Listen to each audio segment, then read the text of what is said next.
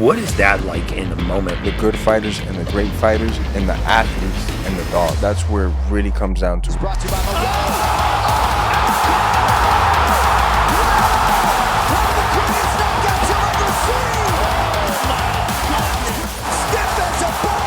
UFC history. 5 seconds. Wow. The official time. What a finish for Jorge Masvidal!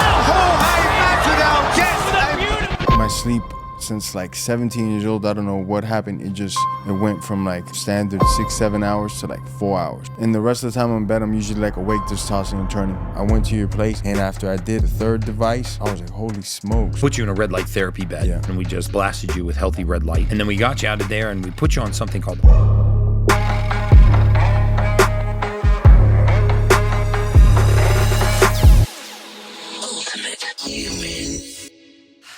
Hey guys, welcome back to the Ultimate Human Podcast. I'm your host, human biologist Gary Brecka, where we go down the road, everything anti-aging, longevity, biohacking, and everything in between. You guys all know my guest. You heard the intro today. I am so pumped to have him on the podcast. He's actually slowly becoming a good friend. He's an amazing human being. You're going to get to know him today. And we're neighbors. And we're neighbors. Actually, we found out we were neighbors, right? Jorge Masvidal, by the way, ladies and gentlemen. But yeah, we are neighbors of all places just south of Miami. It was funny. We actually, the day that we met, he was coming over to my place. You know, one of his guys showed up at the house, and then we were like, well, where's Jorge? And he went from being right across the street. Yeah. You went to downtown Miami. American Airlines Arena. He went to the American Airlines Arena. So he actually meant like 20 minutes out of his way and, you know, brought you into the biohacking lab. And we did. The thing that I love the most is you remind me of myself, because we have this childlike curiosity with like the human body and performance. And like, you know, you were so curious, which was really, really great for me, because you were like, what's this do? How can this help me? And how often should I do this? And even today, as this podcast is going on, we're installing the superhuman protocol in your training place. But talk a little bit about your experience that day in the unit with some of the stuff that we did, because you were telling me earlier you tracked your heart rate variability, your sleep, because before, you know, we were working with each other. Your sleep, you said, wasn't even that good. No, my sleep since like 17 years old, I don't know what happened. It went from like standard 6-7 hours to like 4 hours, 4 hours and a half. And the rest of the time I'm in bed, I'm usually like awake, just tossing and turning. And in particular that day, I hadn't gotten no sleep because the UFC was the night before on that Saturday. Yeah. And before that, we were traveling. We were going to New York. So it was a lot of traveling. And then I got to the UFC. I got to Miami. I went to the UFC. I must have gone to sleep that day like at 5 in the morning. Dude, it was the same way for me, man. Yeah. It was oddly, it was daylight savings time. Yeah, also daylight savings. So the last fight was like 1:30 in the morning. I remember looking down at my watch. I was still in the arena, and it was like 3 in the morning. Yeah. I was like, what the hell? And we met the next day. Yeah. So well, that same day outside of the arena. Actually, that same day, yeah. We were like at 3:30 in the morning talking outside. And then I woke up, I don't know, around 9:15 to get my kids by like 10 a.m. And I just felt, though I hadn't had a drink, I felt like I was drunk. I was just beat up. It was already like 4 or 5 days of not getting any proper sleep. So I went to your place and we started doing the things. And after I did like maybe the third device, I was like, holy smokes, I don't feel drunk. I remember great. You telling me that. I could actually go maybe for like a run. And I was telling my guy, and my guy was like, maybe you should go for a run. And I was like, maybe I will go for a run now, because I didn't get to do nothing these last 2 days with all the work and stuff. And I felt great. And something that never happens for me is that I never close my eyes, and then when I open them, it's the next day, like the sun's out. That never happens to me. I'm constantly throughout the night just waking up. My Whoop records that I have like an average of 4 wake-up events per hour, you know? So it's like just standard for me to just constantly be waking up, tossing, turning. I got the best sleep I've ever had, and it's not my opinion. It's the Whoop's opinion for the 2 years that I've been wearing it. Right. So it was intense that I was able to get such deep rest like that. And I knew right away, like, if I can continue to get this deep rest, the healing that I'll do in my sleep is insane. I'll get to another level, you know? Yeah, game changer. I mean, and so what we did was we put you in a red light therapy bed. Yeah. Remember, we closed the top of the bed and we just blasted you with healthy red light. And then we oxygen, took you, I think I had some on my nose. Right? Yeah. You had the hydrogen in your nose. So we ran hydrogen into a nasal cannulus. And then we got you out of there and we put you on something called the Hypermax, which is EWAT, exercise with oxygen therapy. And it's, I mean, well documented. The only 2-time Nobel Prize winner in modern medicine won his Nobel Prizes for his work in multi-step oxygen therapy. We put you on a treadmill, put an oxygen mask on you, and you just breathe down that 900-liter bag of oxygen. And then we put you in a hydrogen bath. Remember? We which was amazing, man. I saw that instantly. I've from the sport of MMA, I've had like I don't know if it's called tendonitis or what it is, but there's days my elbow's fine, and then there's days it gets tapped in and it turns into like a tennis ball right away, just from all the years of constant getting punched, getting kicked there. If I get double leg takedown, I land on my elbow, and then on top of that, I still have to weight lift that day. It's not like I just the day's over. I still have to do a good amount of work, whether my elbow's swollen or not. So there's days it's fine. There's days it gets tapped, and there it goes. And when I got there, it was actually pretty. I remember. It was decent size, And I got into the bath. I mean, like an hour later, the swelling was like 50% gone already. It was fucking nuts, man. Yeah. It's amazing that these things are available to athletes. I mean, they're available to everybody, but they're available for recovery. I mean, you can't, quote unquote, enhance performance, but you sure can enhance recovery. And I think the recovery is the name of the game. And science has moved so far in the art of enhancing recovery, and yet, athletic trainers and a lot of physical therapists and coaches don't know that these modalities are out there, and they're legal and they're NSF certified, and they will not get an athlete in trouble, but they will recover them like a Wolverine. Nuts. Yeah, it's nuts. Question before we move on, because I had this one last time. Like if you take testosterone, then your body stops making it, right? Like making it yourself. For the EWA, if you're getting in there and it makes oxygen for you, does your body like not? Oh, that's a great question. So if you're putting high amounts of oxygen in, does your body actually adapt to it, or actually want developing a dependency on it? And the answer is no. And that's why it's called exercise with oxygen therapy, because the air we're breathing is about 21% oxygen. The air that we're all breathing right now, that bag of oxygen is about 93% oxygen, but you only breathe it for a short period of time. So you don't create a dependency. You're just shocking the body with oxygen, and you're under mild exercise. So if you think about it, oxygen is the ultimate fuel for the body, because our cells turn oxygen into energy, turn it into something called ATP. And I've always said that the presence of oxygen is the absence of disease. And so when we dump oxygen in, especially first thing in the morning, we're getting all of our cells to eliminate waste, to repair, to detoxify, to regenerate. And this is not only a great way to start the day, but it starts that whole process of recovery, because we're putting a lot on ourselves. I mean, when you train the way that you do, and you're being kicked and you're punched and you're falling on a mat and you're creating all these little micro injuries, then you're stressing the body with intense exercise, and then you're stressing the body by not getting enough recovery and sleep. These short bursts of oxygen, this EWAT, or multi-step oxygen therapy, is a game changer. So what we installed in your house today is called the Superhuman Protocol. Sorry, Nate. I'm so sorry. Nah, he's getting paid. Don't feel bad for him, man. Okay, he's in paid. He got insurance. He got all that good shit, man. Don't feel bad for him. Okay. I just feel bad because now you got the Superhuman Protocol. Now you're already going to whip his ass, but now you're going to feel good about it. But the Superhuman Protocol is the red light therapy, the pulse electromagnetic field, the PMF, and the oxygen. You start combining those things, which you're about to do, and the hydrogen water, right there. So you're now reducing inflammation. You're increasing how your body's absorbing nutrients.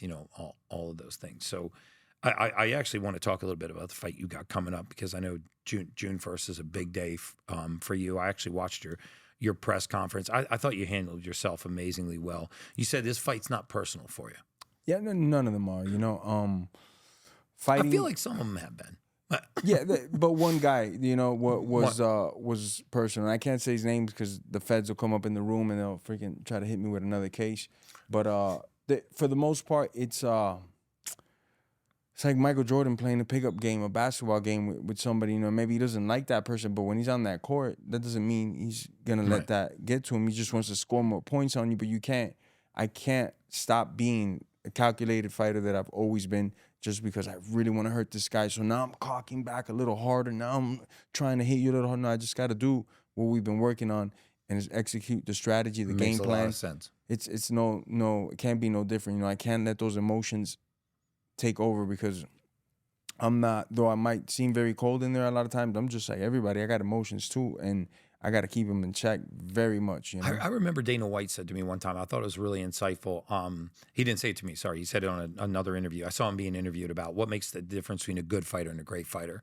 And they said, if you only had one word to describe the difference between a good fighter and a great fighter, and he said composure. And he said usually the one that loses their composure the first is the one. Is that kind of what you're talking about? Losing your 100%. temper, getting emotional. Losing your temper, and then you could have spikes. Maybe I got rage and the adrenaline's pumping, but then that's also gonna come with a downside too. So I got to be able to navigate that adrenaline, all those dopamines coming through my body, this and that. Sometimes you get hit and it feels like, wow, I got so much energy now. And you got to be able to navigate that, not make a mistake, because you're also not invincible. It's weird how the body works. You get hit and it'll wake you up like a cold splash water. Really? Yeah. A lot of times, but even if I've gotten dropped and it's like somebody came in here and they turned the light switch off and they turn it back on and I'm on my butt, and all of a sudden I have all this energy, this rage, and I get up. Really? And you start throwing, but if you keep getting hit in the chin, the light's gonna stay off, and that's something you got to be able to regulate, and that comes with experience, with time, and it's also something that I think for a big part you're born with it. Right. So I've actually never had a fighter give me that perspective. So sometimes, when you're in the ring, it's all the same to you. You're not allowing yourself to get emotional. I mean, is there Definitely shit talking going on? They're trying to get in your head a little bit. Definitely. I'll be doing the shit talking. I'll smile. I'll blow them a kiss. I'll wink at them. A lot of things, because that's called the gamemanship. Yeah. But inside though, it's it's not really personal. It's just, this is what I love to do.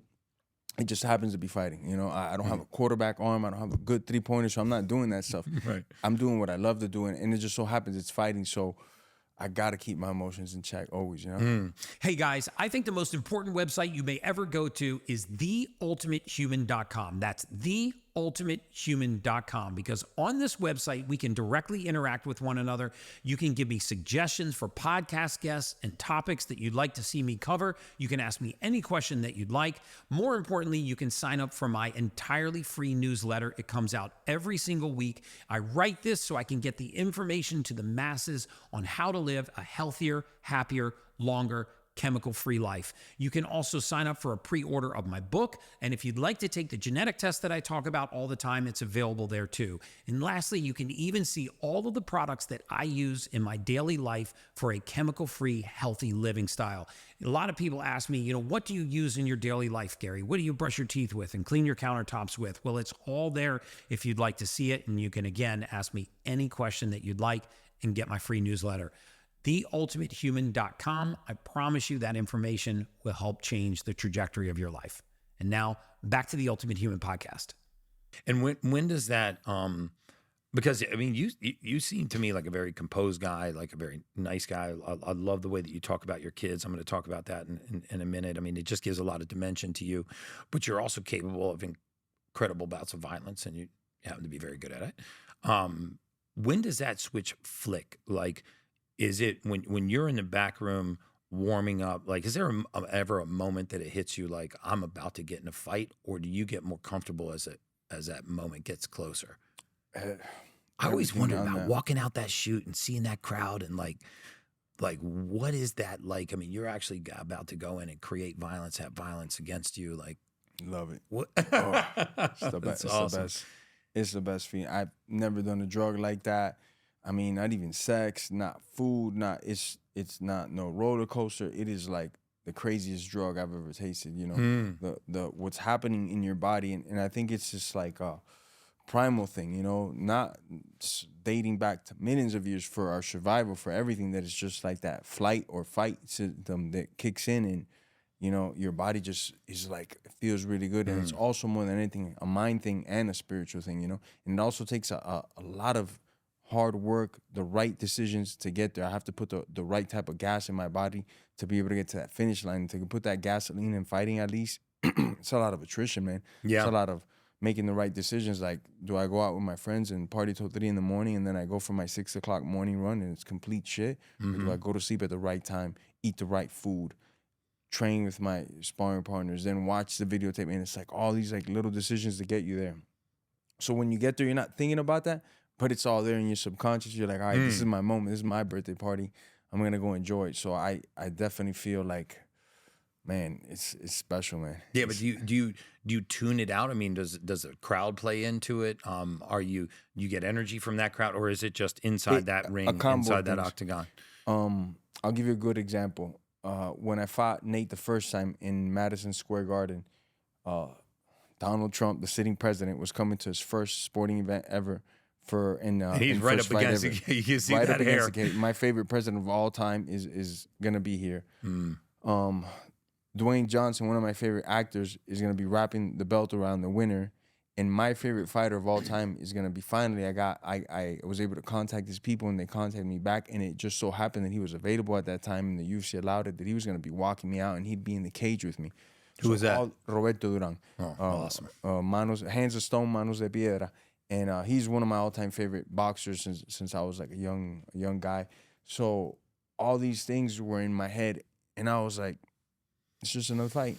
You know, it's just another fight. If it's here, if it's Mars and Pluto, you know, after the fight and I got my hand raised, it's like all of that hit me. Like, damn, I can't do it. Get Trump right there. Yeah. What's up, man? The Rock just put the belt on me, and I'm hugging my favorite guy. My hero to me is right there. And then it all hits. But before that, it's like, all right, cool. I'm not trying to like ignore them, but in my mind, I'm like, it's just another fight, man. And whether it's in my backyard and it's just you watching, or it's 10 million people watching, at the end of the day, it's a fist fight. And to do the fist fight, there's like certain protocols, certain things I got to keep, just like your program. You got the protocol, same thing. I got to keep these things in check and in balance to go and execute my job, you know? Yeah, and you do a really, really good job of it, man. So, you know, just a stand-up boxing match, you know, is not a new thing for you. I mean, you've got great boxing skill, but how is this fight with Nate going to be different from the last fight? The last fight, a lot of the weapons that I hurt him with initially are not allowed in boxing, you know? So I dropped him with a foot to the face, kicked him right in the face, and fucking almost died. Then the next shot I hurt him bad with was my shin hit his rib and took his air out. He had to take a little breather and sit down again. And I also dropped him with the right hand, you know? But out of that was a later one. So out of the 3 weapons, 2 of them I can't use them. And Nate's a little bit better at boxing, I've always thought, than everything he does, you know? And he's very stubborn in his ways. It's like he didn't want to involve with the game and learn how to kick or really block kicks. So I took that as like, okay, that's your fault. You didn't want to go to kicking class, because I did, and I'm going to kick the fuck out of you, you know? Right. So in boxing now, he does have a couple advantages because it's a little bit more his field. But he also has things that just work against him. I'm genetically way faster. I genetically got a lot more power. You are powerful, yeah. Better technique. And at the end of the day, man, it's a lot of mind games too. I'm already in his head. He knows what my foot tastes like.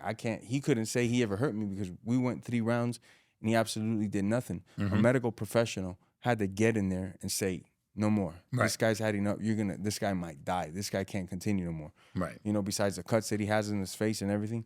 So all that, he's got to deal with that in the fight, you know. And me, I've been training. I've been here in Vegas. First time I leave my home camp of American Top Team, where I've been based out of Florida forever, and I got a pretty good routine there. You know, I got my kids half the time, so I'll you know, do a morning run, come back home, take the kids to school, do my workouts, pick the kids up later from school, hang out with them, and then go back to the gym at night. And it's just like my life. So I'm not in their life 100%, but I'm in their life constantly, in and out. Yeah. This is the first time I've had to leave all that behind, and for a numerous period. By the time the fight comes, it'll be close to 6 months that I've been here in Vegas, just preparing for one thing, to get in the best shape of my life and put as much pain as I can in this guy. And that's it, you know? Right. So it's coming down to that moment. But, and you and I mean, I love how much you talk about your kids. We talked about them the first day that we met. In fact, you were saying I could come back and forth because I'm coming back to see my kids, because, you know, it was in Miami. But how much of a foundation is being a father to you? I mean, where does that fall in the importance of things? And like, what has that done for you? How's it shaping you as a fighter now? Right now, it hurts more than anything. Right now, it's just like pain. Like my son calls me. He's like, "Yo, man, what's up, man? What are you doing? Let's do this, let's do that." When he coming back, or he's a lot like me too, where he'll just ignore me. Now he's also in that stage where he's so mad he don't want to talk on the phone. I'm like, "Hey, how was your day? Good." what are you doing? Nothing. And like, he's just Oh, mad. And he's man. like me. When I miss somebody a lot, I'm like, I don't even want to think about you because I'm hurting myself for what? Yeah. Out of sight, out of mind. And he's the same exact person as me, you know? So it just like right now it just frustrates me, but I have a mission at hand. And this fight, you know, opens the doors for me and for them and for their future, you know? So it's something like I have to balance it out. Like, man, is this time away spent worth what I could give them in the future, you know? And that's a question I always juggle with. But at the end of the day, as far as like performance goes, it just makes me want to go to the gym and hit somebody fucking way harder. You want to make it worth it, because if you're going to take that time away, then you want to show your kids that it's worth it. I want to go to sleep earlier because I really ain't got shit to do, man, but train. So I'm going to get more rest. I'm going to wake up earlier. I'm going to run harder. I'm going to hit these pads hard. And then when it all comes to it on June 1st, Nate's the one that's got to pay for it, you know? Yeah. That's awesome, man. I love hearing that. So, I mean, I know that you're probably not at this moment super focused beyond this fight. But what is next up for you? Because, you know, I just did a podcast with Max Crosby, and one of the things we talked about was, you know, athletes are not really known for doing a good job after their careers, right? Because at some points, everybody's career comes to an end. Their life doesn't come to an end. Their life starts at that point. So what is Jorge Masvidal got planned now? I mean, are there things you're investing in? Are there things that you're building?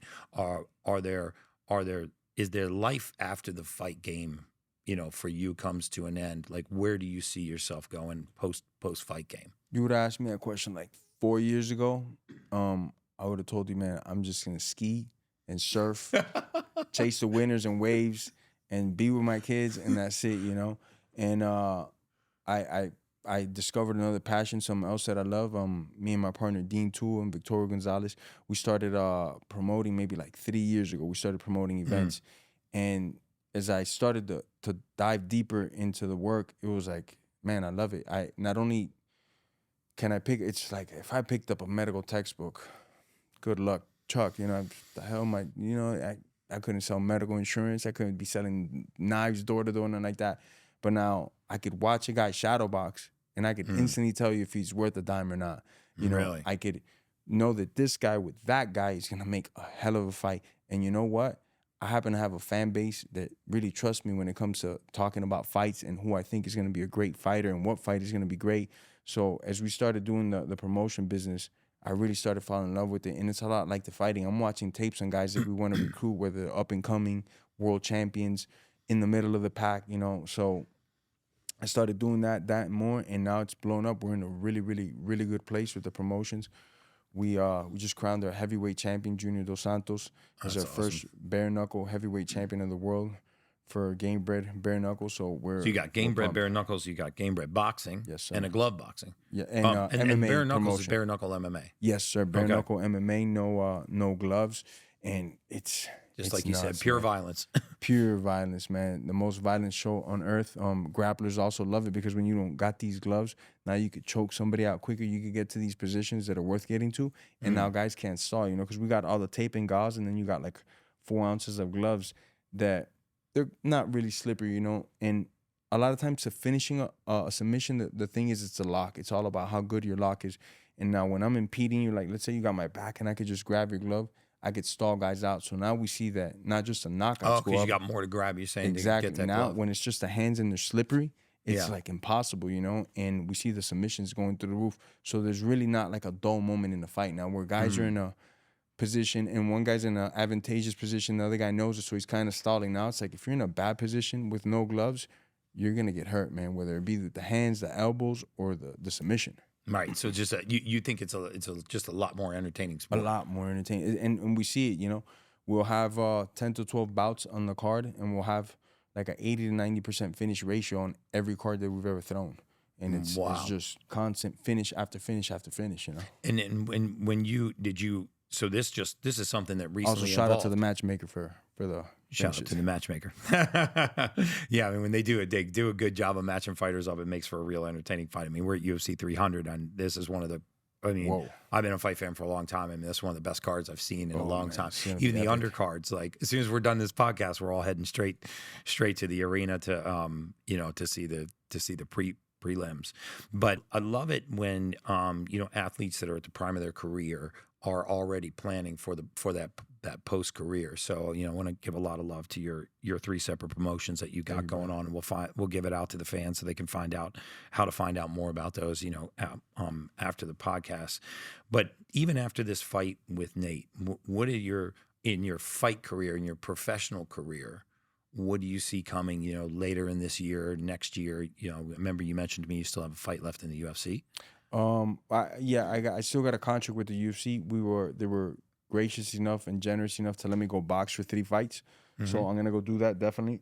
And the grind I'm not taking anything away from boxing, but the grind in boxing is a little different than MMA's, and I could start an MMA camp healthy, but by the end of it, with the wrestling, the jiu-jitsu, the kicking in the knees, the running, the weightlifting, the swimming, your body takes a toll, and I got some injuries already that I've had for like numerous times. That right now they might be all right, but as I go through these grueling camps, they only get worse and worse and worse, So boxing's a lot less toll on the body to get through that process, It's no joke the day of, because still to this day, more people die in boxing yearly than ever in MMA. And that's because they only have one option, which is just punch. All you can do is punch to the head or punch to the bodies. In MMA, I could take a guy down, submit him.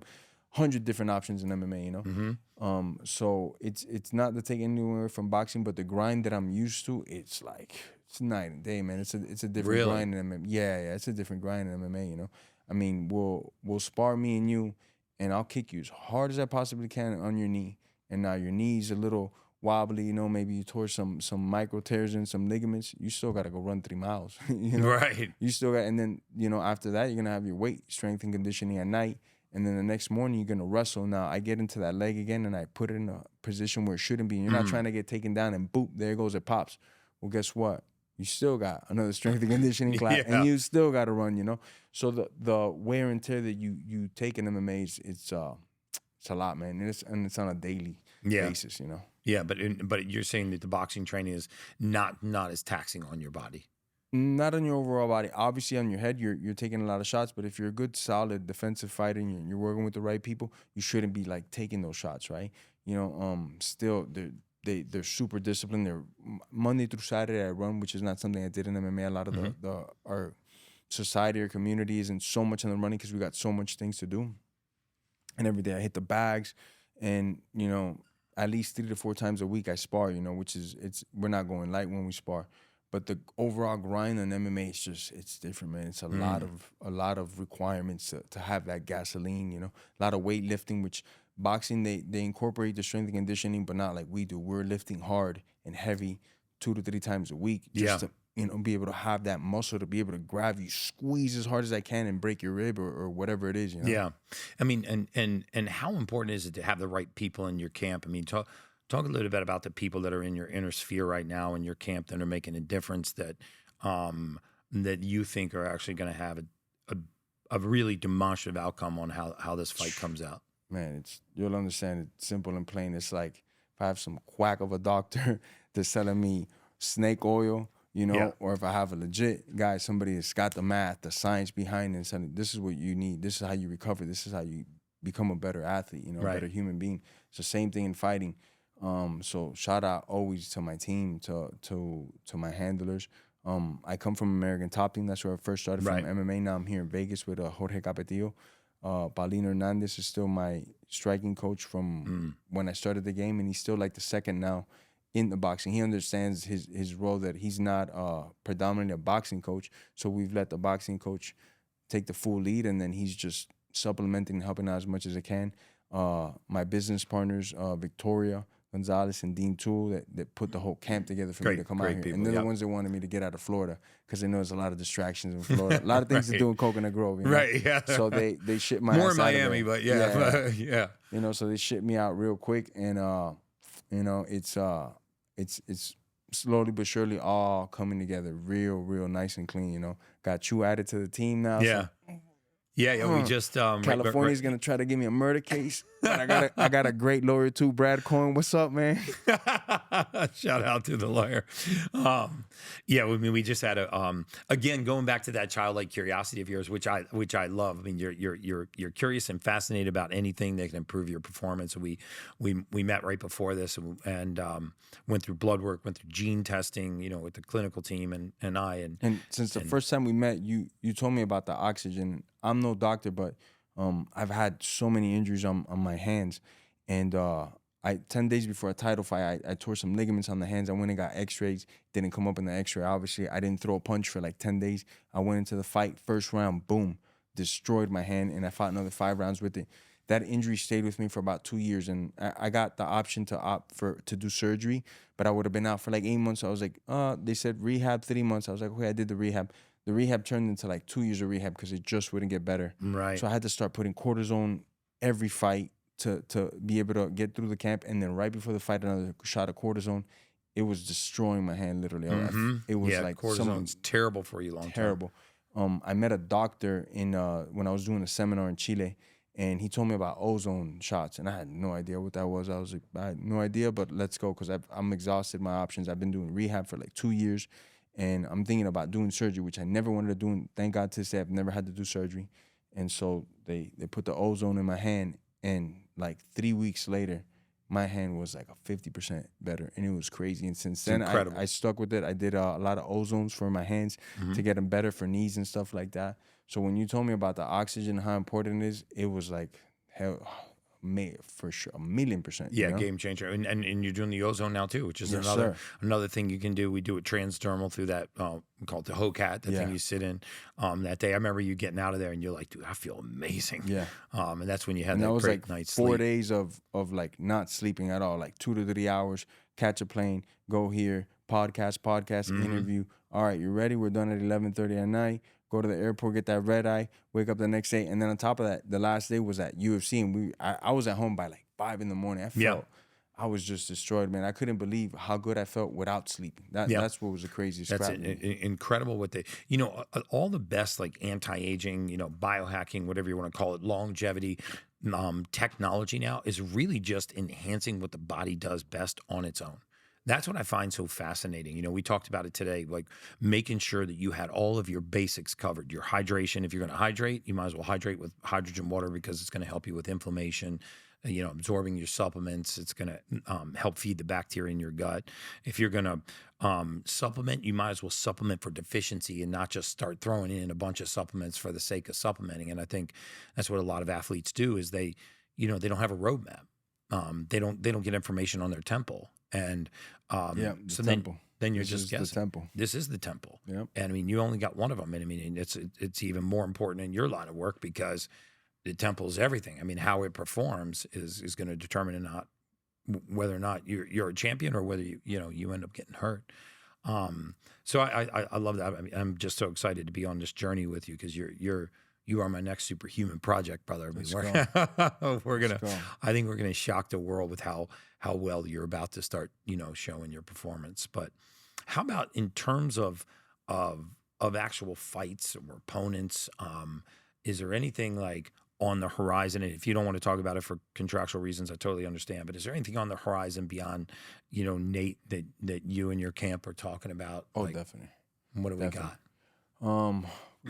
We got some good names in boxing, some legends of the sport in boxing, that are already done their thing in boxing and have numerous accolades. I can't say the names, not because of me, because their sides that some of them haven't signed on. But by the time that I fight Nate Diaz and I'm in that ring, those contracts will be filled out and we'll be able to say it. And I just can't say it because they haven't agreed yet fully, so I don't want to totally understand. Get into anything. But I can tell you this much: it's household names in boxing. Mega household names in boxing that are gonna break the internet for a fact. Like. And these are guys that you might fight. No, not Mike. 100% fighting. We just haven't dialed in. We're down to like 3-4 of them. But once by the time the Nate Diaz fight is done, the contracts will be ready for the second fight. And like I said, the UFC let me out for 3 fights. So it's gonna be Nate. It's gonna be another mega fight and another mega fight. So wow. And then 2025 back for your fight in the UFC. Yes, sir. Yes, sir. The UFC, that was another part of the reason they let me go 3 over here, but you got to come back, do 1 over here. I love fighting, man. And to me, the funnest thing I've ever done I think the is UFC MMA. loves you. You got the fastest knockout in Yeah. UFC history. You were the first, the official bad motherfucker. I mean, you had one of the highest gates in UFC history. Yes, I sir. mean, highest pay-per-views in UFC history. I mean, you're an exciting, entertaining fighter, and I think, I mean, there's no reason for the UFC not to want you back. But any ideas who that might be? I mean, 2025 is a long way off. Yeah, So we'd have to check out the landscape, but with more of the stuff, and I'm not just saying this because you're here with a lot of stuff that I've been doing already that you had recommended for me. I just haven't been hitting the wall as much in training, because there's days where like, okay, we do a lot of how my training would be is like, okay, we do week 1, and then week 2 we're gonna build on it where we're gonna go a little bit more intense, and then week 3 we're gonna go all out, and then we're gonna take like a week of active rest. We're gonna train every day, but if I was training 2 hours every day, now I'm gonna train like an hour, 50 minutes, and just kind of bring that intensity for a week, and then we're gonna do it again. We're gonna stack up for like 3 weeks. And as I was doing that, you hit the wall. You hit the wall a lot of times. I'm like, man, I don't feel the same, this and that. But with the protocol, slowly and surely, I'm not hitting those walls where I usually would hit those walls. I'm just feeling better. Now I get that recovery week, and it's like, holy smokes, I didn't even need it, And now I'm back firing even harder now because I've been feeling that. So I feel like the only thing right would be how I've always done in my career, get a good fight to welcome me back into the UFC, and after that, just line up the next guy that could get me closest to the title and go fight for that title, man. That's my plan. So you actually could be fighting for a UFC title next year. I mean, that's exciting. Yeah, I mean, it wouldn't be my first fight back because I'd have to work my way back in those rankings. But, man, I would just look to fight the toughest guys that I could get my hands on and go for that title again. Yeah, I mean, so how has, I mean, obviously as you age, recovery is not as fast as it was when you were younger. And I think a lot of athletes rely on youth and skill, and they don't really focus that much on recovery, and you're starting to see the benefits of it now. All I would do is like sauna and cold plunge. That's something that's just like part of the community. So a lot of saunas for like cutting weight and stuff, and also like the inflammation, and then just the cold plunge. Like, oh man, my shins hurt getting the cold plunge. That to this point, to me and you started working, that's all I've really done in my career is sauna, cold plunge, and oxygen chamber, Yeah, and we're about to take that whole next level. When you say oxygen chamber, you mean the hyperbaric. Hyperbaric chamber, Yeah. yes. I mean, and those are all great. But I feel like a lot of that is very 1999 science, and it's great. It's great science, but we're in 2024, and the ability to recover with incredible accuracy is really just gone leaps and bounds. And you're seeing it in sleep. I mean, again, if we can it's not just about recovery, but we want to restore the body's natural mechanisms to heal and repair itself. So just by your HRV going up, your sleep scores improving. HRV went up. It was crazy. I went up like a 30. I still remember the exact number, like a 37% from doing the machines. And that's not something that happens. Like I don't know if all the listeners even know what the HRV is, but heart rate variability. Yeah, but it's kind of a measure of readiness for athletic strain. Yeah, right? And it's like that. I've had to whoop on for quite some time. It just doesn't jump like that. You'll get a good night's rest. It'll jump 10%, 15%, but it did like a 37% increase. It scored my highest HRV, and I was like, "What? This is this is serious." And then that same morning, I went for a run right in the Grove. Felt amazing. I believe in it, man, 1,000,000%, bro. Yeah. So you feel like you've got enough energy for both passions. Your passions in growing the sport of promotions, which in the bare knuckle MMA, the gloved MMA, and your Gamebred boxing. You got enough energy to commit to those and still keep yourself healthy and fresh and be at the top of your fight game. Oh yeah. Yeah. Oh yeah. Definitely. A lot of the promotion stuff it's so cool because at least my part of it is a lot of times it's just watching guys that we want to recruit and then reaching out to these guys, me and my partner, and then the legal team will take care of the legal stuff. But me, I'm just reaching out to guys, and there's not a guy that I don't know in the sport. Thank God that. If I don't know them, they know me. If not, I know somebody that knows them. They can put me in contact with these individuals. And with every show that we have, it's like I open up my messages, my emails, and it's just everybody's hitting me up. Hey, I want to come fight. Hey, guys that I'm shocked, that I'm surprised. Like, man, look who reached out, wants to come fight for us. So it's just getting bigger and bigger. And like I said earlier, I love it like how I love fighting, you know, since I started 13, 12 years old and I got into the fight game, I was just utterly and all about that. I didn't care about girls. I didn't care about going to a party. I didn't care about any other sport. I just wanted to get better at fighting. And it's kind of the same thing. I just want to get better at promotion and putting on the best shows that I possibly can. Most of us have a very difficult time meeting our protein needs, and certain protein sources like whey protein and others can be as little as 20% absorbable.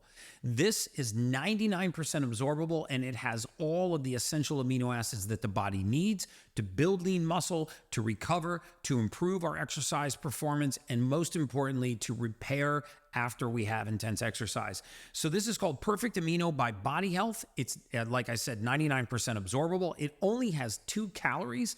Eventually, the caloric intake has virtually no caloric intake. It will not break a fast. It tastes amazing. You mix it in water. I take this literally every single morning. If you're working out in a fasted state, you have to take a full spectrum amino acid prior to your workout to preserve your lean muscle and make sure that you're recovering properly. And again, it will not break your fast. So the caloric impact is virtually zero. You get all of the full spectrum amino acids. It tastes wonderful. I use it every single day. You can go to bodyhealth.com/ultimate. That's bodyhealth.com/ultimate and look for the perfect aminos. They actually come in capsules if you're on the go, or it comes in several flavors that they make in a powder, which I love. It's flavored with natural means of flavoring, so there's no artificial sweeteners in here.